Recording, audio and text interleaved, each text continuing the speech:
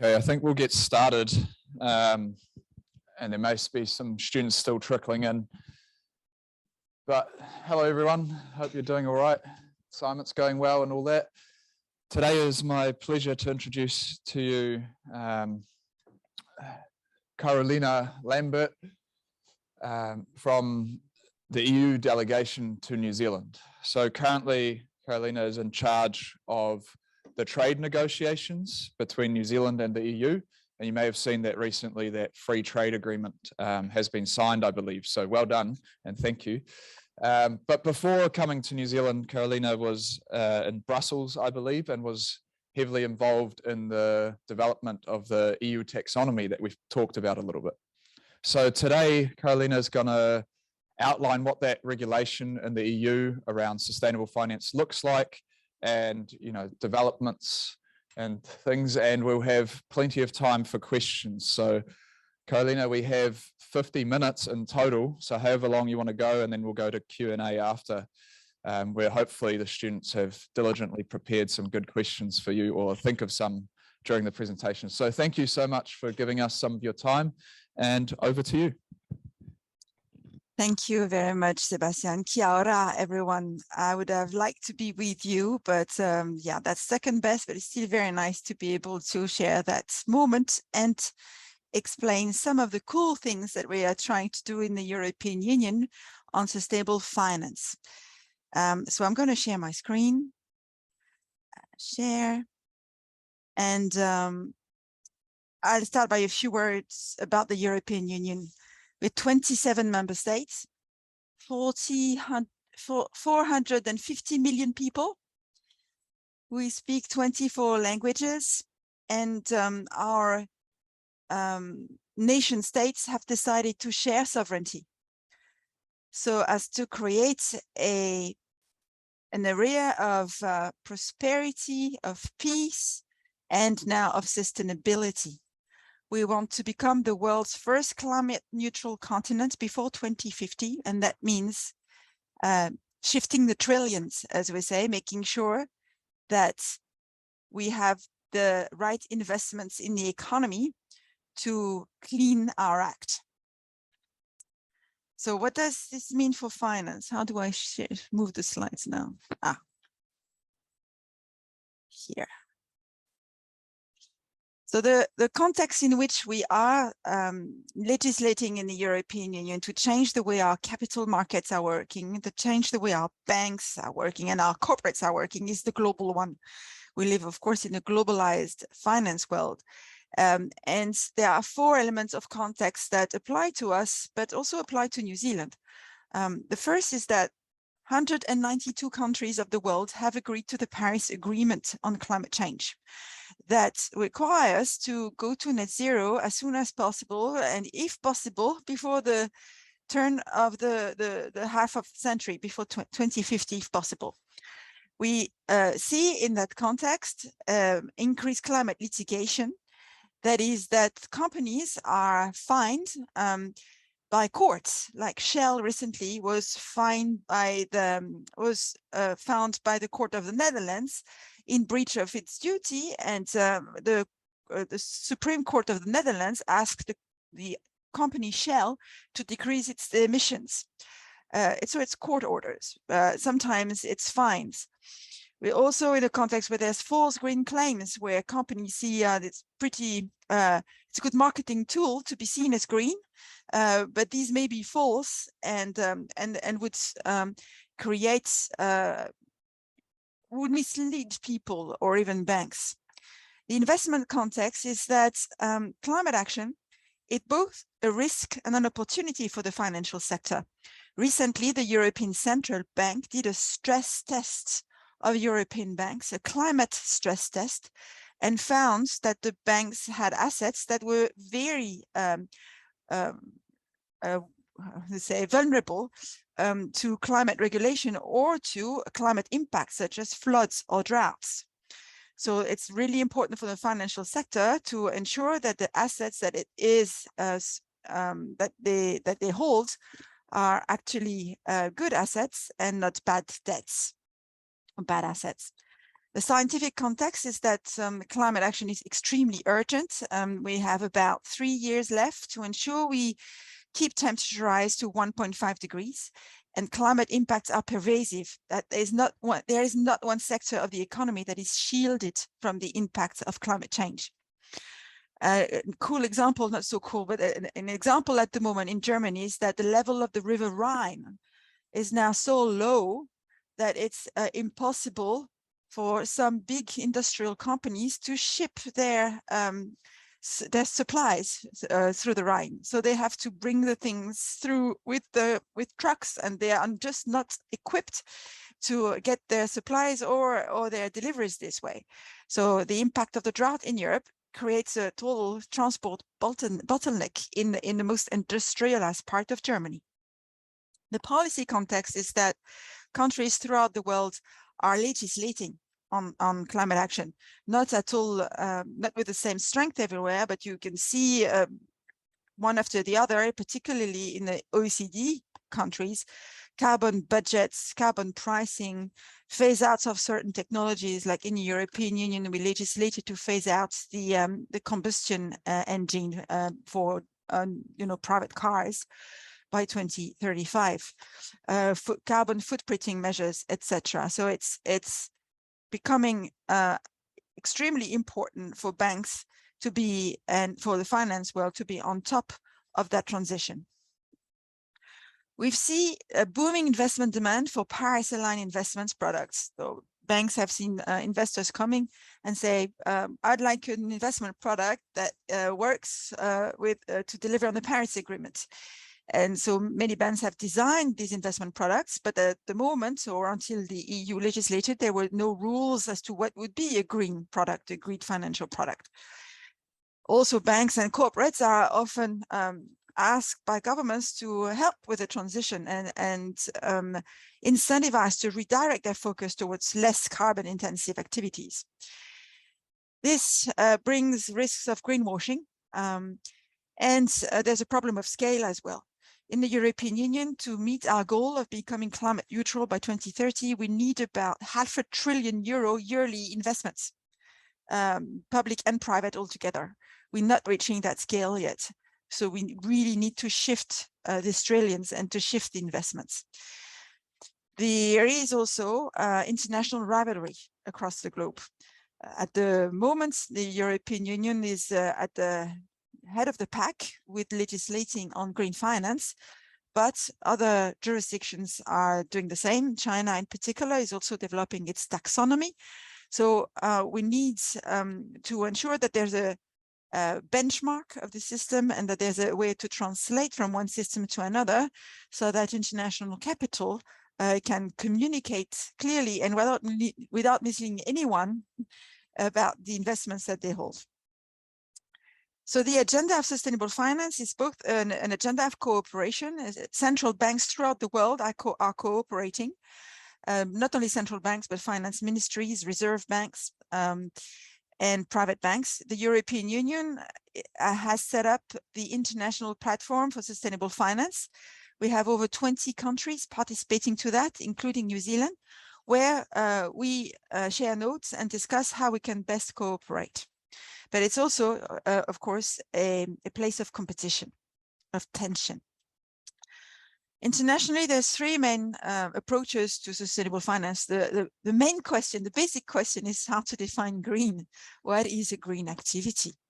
And you can go two ways in terms of a country or government. Either you legislate a definition of it, or you just you follow available private standards. Then there is the disclosure aspect, that is the transparency aspect, that asking businesses and banks to disclose how green or not their activities are, so that there can be market pricing of that risk, the risk that it is a stranded asset, the risk that it is an asset that is vulnerable to climate change. And these regulations on bringing transparency on disclosures vary across the world. In some jurisdictions, it's only the financial sector that has to disclose. In other jurisdictions, it's also the corporates, the real economy sectors. And then there is the issue of what the companies or the banks need to disclose. Should they only disclose the impact of climate action or climate change on their business, which is what we call the outside in vision, or should they also disclose the impact of their own activities as a business on the environment, on climate action, which is the inside out impact. So that is called the materiality. What is material in terms of disclosing? You can either have single materiality, typically is the impact of climate regulation or climate change on the business, or double materiality. In the European Union, we have legislated on these three aspects in quite a stringent way. We started the work in 2018, and by last year we had in place the three main building blocks. We decided to legislate a definition of green. That's the EU taxonomy. Then we decided to legislate on disclosures and reporting, not only for the financial sector, but for the financial sector and all big corporates, so the real economy as well. And we also put in place green investment tools based on the classification. The way the system works is this circle. That starts with the EU taxonomy at the center. I'll talk more about the taxonomy in more detail, but what you need to know at the moment is that it is a common handbook, a common classification of economic activities. And for each of economic activities, whatever these may be, this dictionary, this classification will tell you under what condition that activity can be considered green or sustainable. And there's a series of metrics that act as benchmark or thresholds for an activity to be considered green. The second part of the cycle is the disclosures cycle, where we have asked through three types of legislation, the financial sector and the corporates to disclose, to tell us how well aligned with the taxonomy they were. The first one is called the Sustainable Finance Disclosure Regulation, and that touches the financial sector. Every new financial product that it put on the market, could be an insurance product, it could be a loan, could be a pension product, be an investment product. The financial companies have to explain whether or not the product is a green investment product, a green financial product, and if it's a green one, to what extent. The second one, the Corporate Sustainability Reporting Directive, touches the real economy and requires all big companies to report as well whether their economic activities are aligned with the taxonomy. And then we've also changed rules on sustainability preferences to ensure that whenever you walk into a bank or an investment and a financial advisor, one of the first questions that is asked to you is what your sustainability preferences are. In a sense, we want this to be an active question to any customer of the financial service world, whether or not you're interested in such a product. We've also built some tools on this system. We have climate benchmark tools. These are used by passive investors, so they can follow a benchmark that will help them adjust their portfolio to meeting the goals of the Paris Agreement. And we have also agreed a standard for green bonds to ensure that the public sector, whenever it wants to raise money to transition to net zero, can do that in a strictly environmentally in a strict environmentally fashion. The main elements of the taxonomy is a list of economic activities. And we have, in a regulation, came with a system to define whether they're green or not.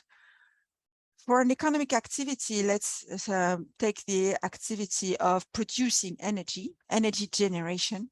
Oh no, not energy, electricity generation. To decide whether that activity of electricity generation, for example, a hydropower activity, is green, there's 4 conditions that need to be met. The first one is to ensure that that activity substantially contributes to one of the 6 objectives that you see on your screen. It has to be either helping mitigating climate change, or being fully adapted to climate change, or helping with water management, or helping with the circular economy, or helping to ensure there's no pollution of the air or the soil or water, or helping with biodiversity.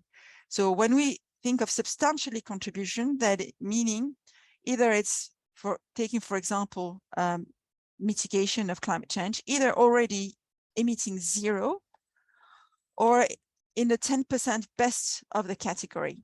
For hydropower, because it's energy generation, hydropower activity will need to emit less than 100 megatons of CO2 per kilowatt hour. And it's not a given, because actually people tend to think that hydro is 100% clean, but it's not. It's emitting, in particular at the creation stage of the basin, the dam, because obviously you need to drown vegetation, and that vegetation in the lake that is created will decompose and emit. So it's not an entirely clean from the mitigation point of view system, but most hydropower station can meet the threshold of 100 CO2, 100, I think it's megatons of CO2 per kilowatt hour. Then the second condition is to not significantly harm any of the other 5 activities. So our hydropower station shouldn't harm significantly biodiversity, which could be the case, because of course there's migratory fish going through rivers. So that would need to be checked so that that hydropower station can be considered green. Is it significantly harming biodiversity or not?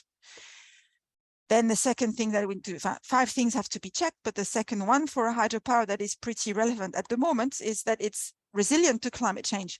We currently have in Europe hydropower stations that are not working because there's not enough water. And so they are stranded assets in the sense, at least during summer, because you cannot use them. So that activity not only has to be clean from the mitigation perspective, but also not harm the 5 other objectives. And that's work for any other activity that would substantially contribute to another. So the taxonomy is not only geared to climate action. Let's say we have a recycling company, so that would substantially contribute to circular economy, would only be considered green if it did not emit too much, because it would have to not harm the mitigation objective. So there's several entry points into the taxonomy.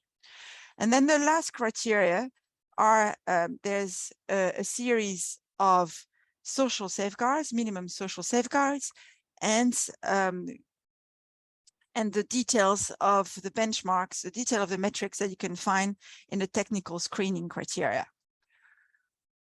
The idea of the taxonomy is that as real economy activities will need to disclose what is the share of their greenness in an activity, they can think of them on the transition path.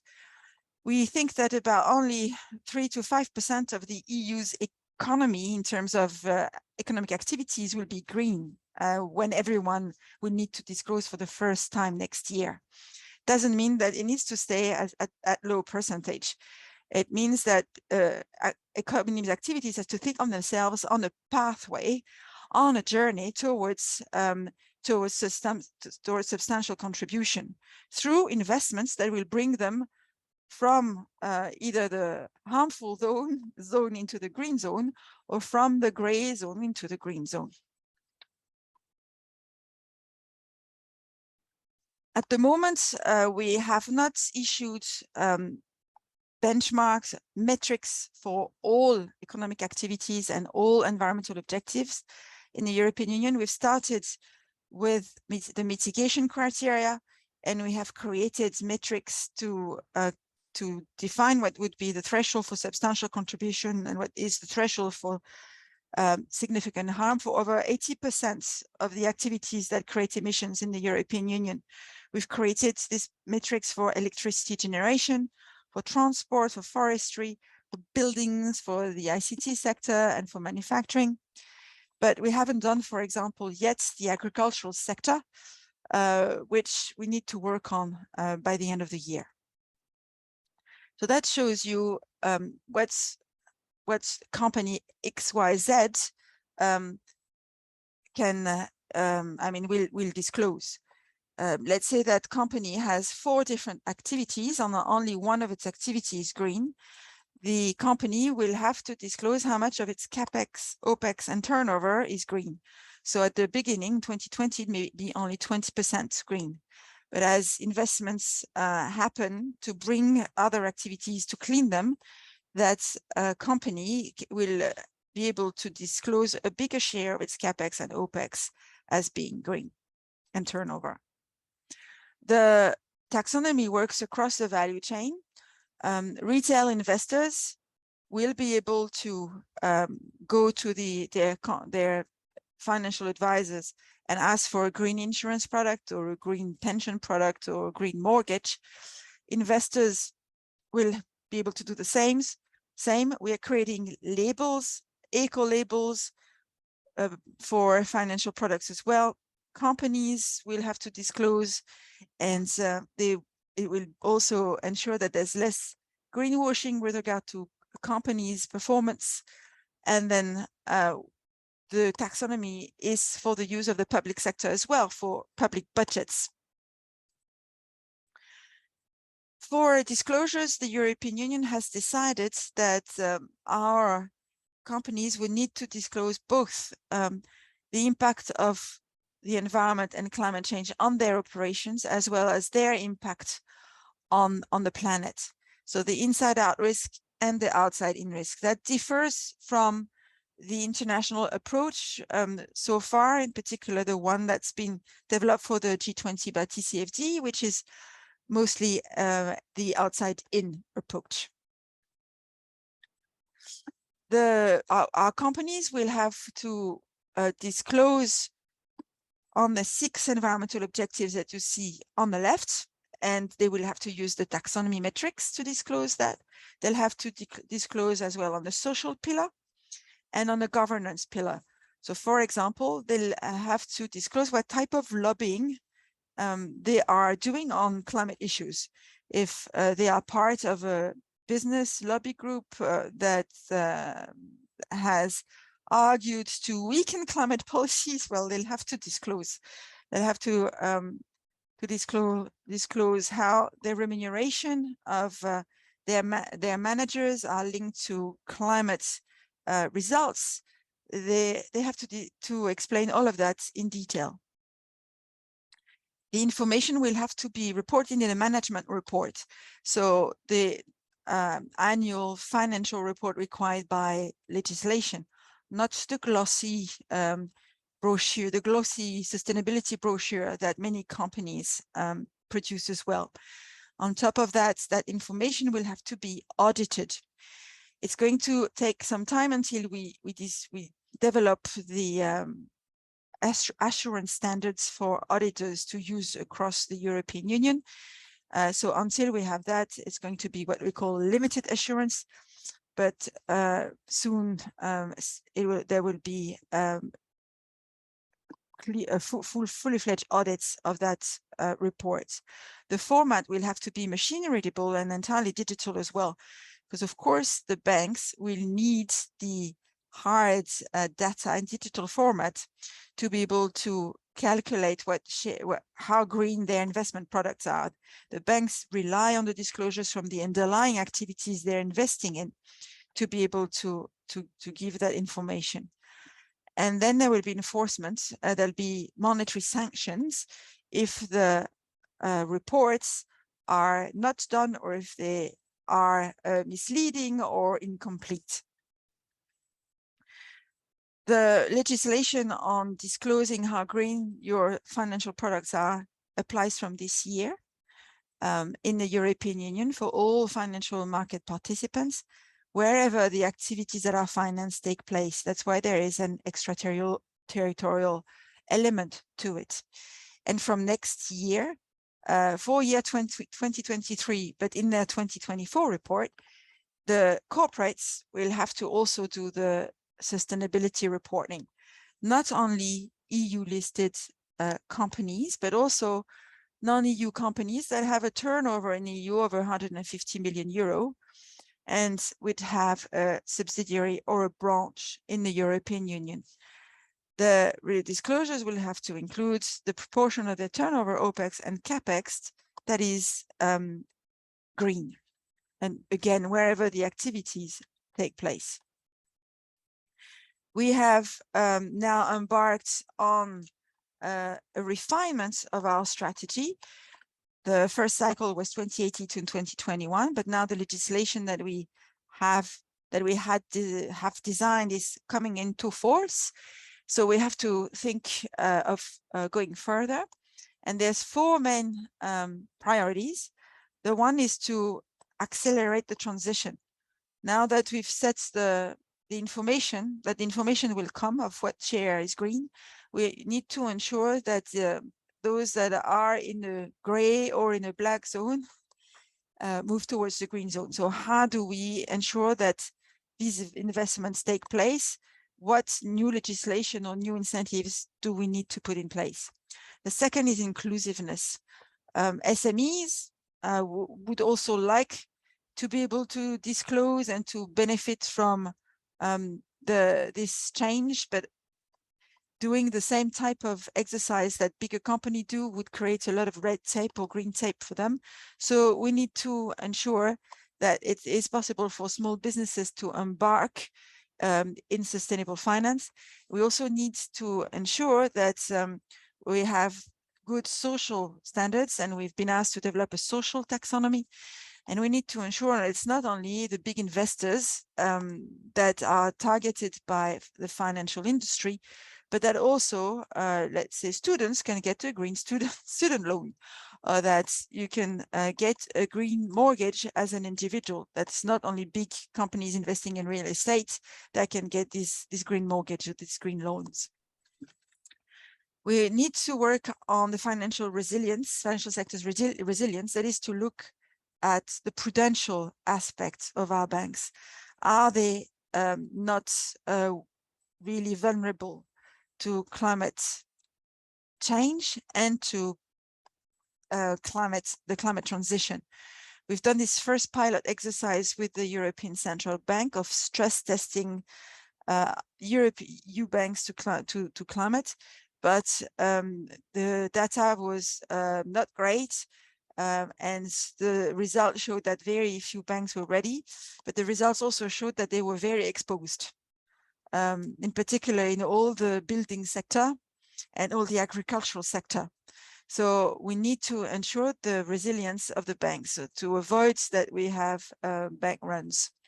And then we need to ensure that this transition towards sustainable finance doesn't stay confined to the European Union, because of course the challenge is global, and that we use our power, the power of our finance, of our corporates, to try to accelerate the transition worldwide. So as part of I've selected a few things. A part of the inclusiveness priority, I've mentioned the green mortgages, the green retail loans, capacity building for SMEs, something we're working on. We're also working on greening data centers, because there's a lot of things to do in fintech, in digital tech, but with the digitalization of the economy, there's in fact a lot of emissions being into place. So we want to also clean the digital space. We want to work on the social taxonomy I mentioned. We'll work with the insurance industry as well. It's interesting because in New Zealand, you just had the publication of your national climate adaptation plan, and which unveiled the fact that indeed there's lots of assets and property along your coasts that are at risk. And well, it's the same for us. And we have a lot of uninsurable assets in the European Union and uninsured assets. So we need to work with the insurance industry to see a way forward for these assets, either in terms of upgrading them or in terms of helping the the owners to ensure while they are bringing them into a resilience stage or moving them. The second thing that we're working on is the double materiality perspective. There's lots of actions here. What can I mention? Greenwashing and supervisory powers. We want to ensure there are sanctions on banks and on financial advisors that are greenwashing. So we need to enhance the supervisory powers of these authorities, which we'll do in the new legislation. We will change the fiduciary duties of investors, and to ensure that they are not only asking what preferences are, but are actually actively explaining to their customers how much at risk their assets are. On the international front, we are working on the interoperability of taxonomies. We are working on what is called a common ground taxonomy with China and with other economies. New Zealand could be part of it if it wants to. It's an open group, and it's in the International Sustainable Platform that I mentioned. At the moment, in our common ground taxonomy that we're developing with China, we're covering 72 activities for climate mitigation, where we can create a vision of how our benchmarks are aligned or not, and create a translation system. We want to expand the common ground taxonomy to cover other jurisdictions than EU and China, and also include other environmental objectives and not only the climate mitigation one.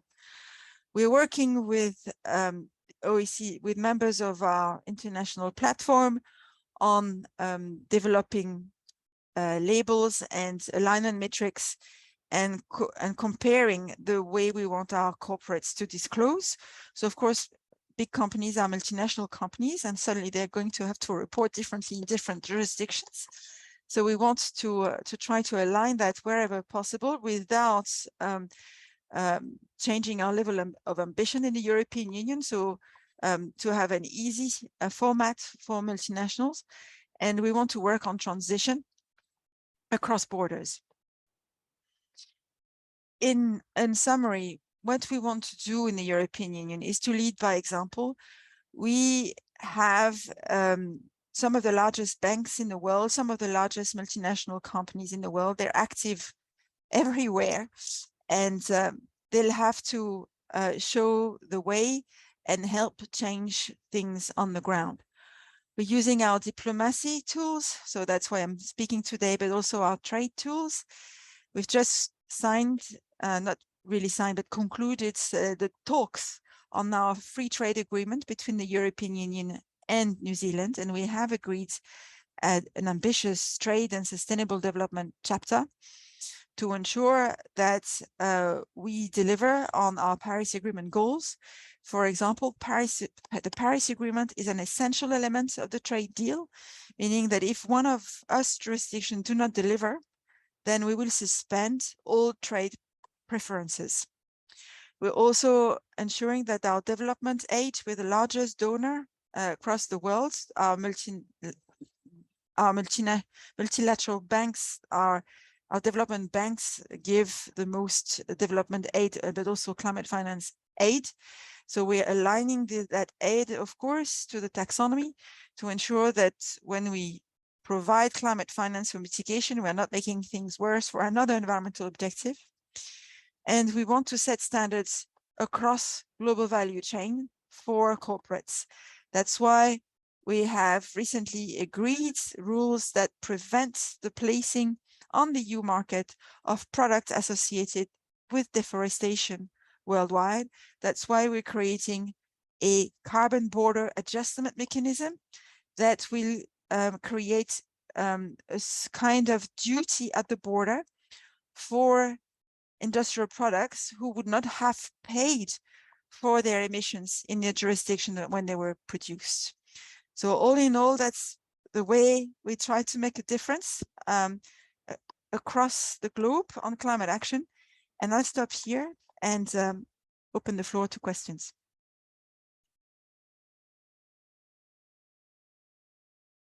Thank you. Can you hear me?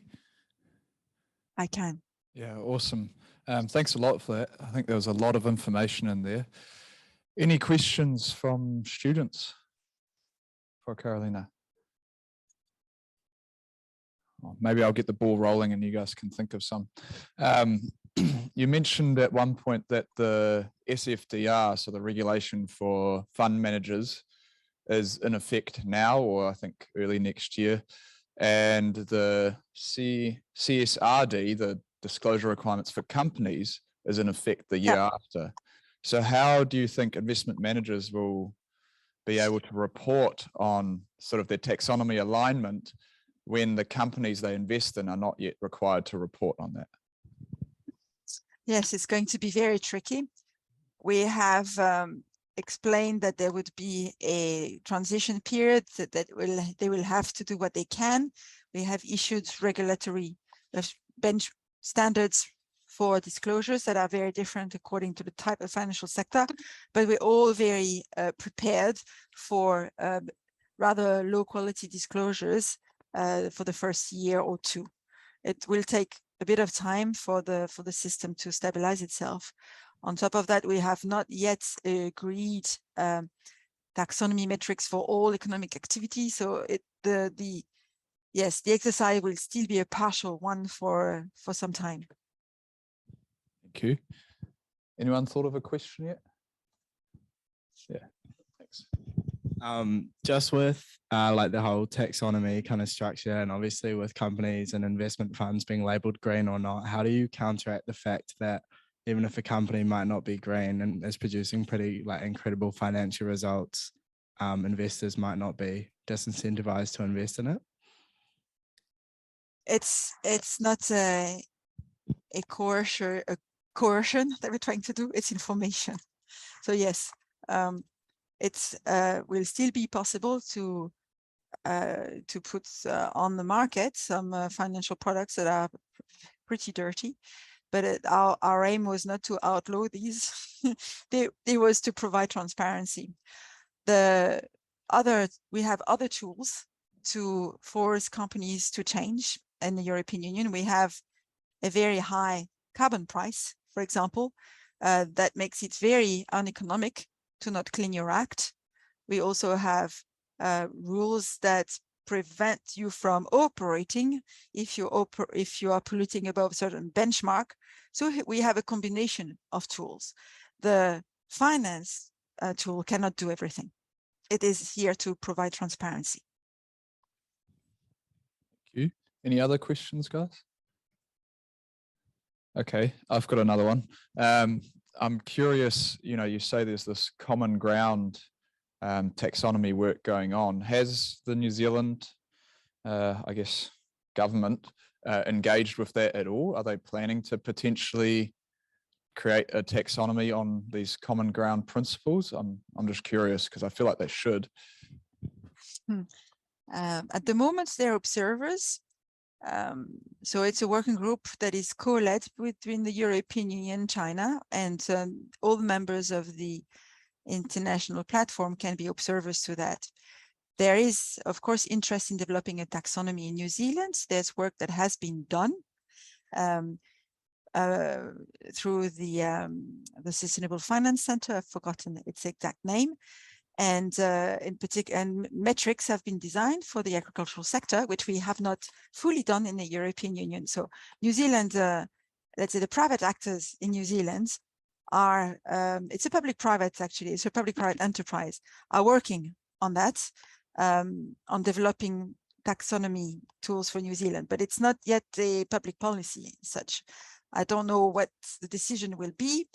Australia is interested in developing its own and is looking at whether or not it should actually do an Australian one or work from the common ground taxonomy. I think for jurisdictions that start from scratch, it would not be a good idea to reinvent the wheel, but rather look at what has been developed already and customize and ensure there's easy translation from one jurisdiction to another.